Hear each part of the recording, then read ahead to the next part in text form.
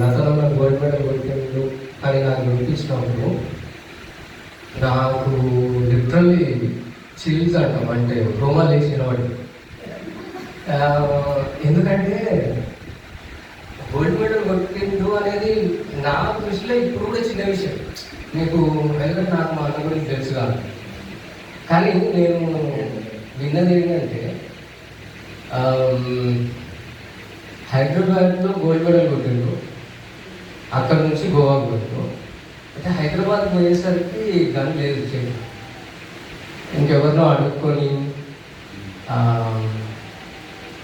కొట్టి gold medal కొట్టి ఆయన ఏమంటాడంటే, నా గన్నుతో నువ్వు కొట్టి నువ్వు గోల్డ్ మెడల్ పట్టుకొని పోతావు అన్నాడు. నిజమే, వాడు సిల్వర్.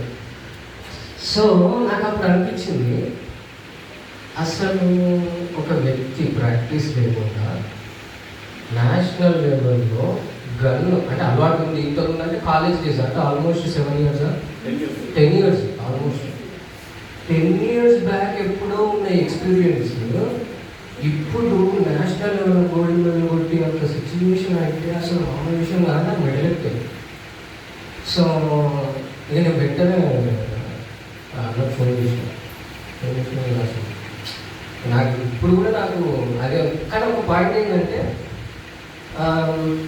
గోల్డ్ మెడల్ కొట్టేది అనేది ఇప్పటికీ నా మైండ్ ఏం చెప్తుంది అంటే, అది నతనానికి చాలా చిన్న విషయం, అది పెద్ద విషయం ఏం కాదు. బట్ నేషనల్కి రీచ్ కావడానికి దేవుని కృప ఆబ్వియస్గా ఉంది. దేవుని కృప ఎంత ఆబ్వియస్గా ఉంది అని నేను ఏం చూసినా కూడా from the perspective of God, అంటే దేవుడు చేస్తాడు.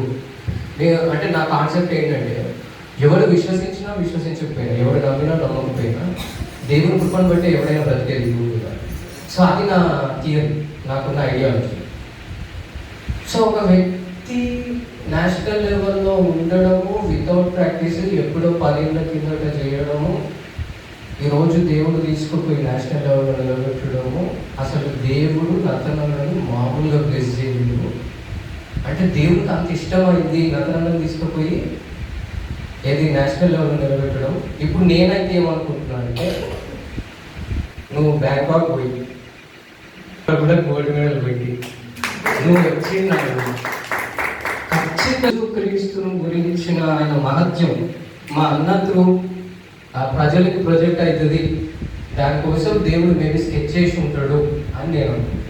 కాబట్టి దేవుడు పడుకున్నాక యేసుక్రీస్తు ప్రభుల వారి యొక్క ఈ మహాకార్యానికి కృతజ్ఞతలు చెల్లించుకుంటూ నతనానికి వన్స్ అగైన్ కంగ్రాచులేషన్స్. తెలుసండి వీడియో తీస్తా.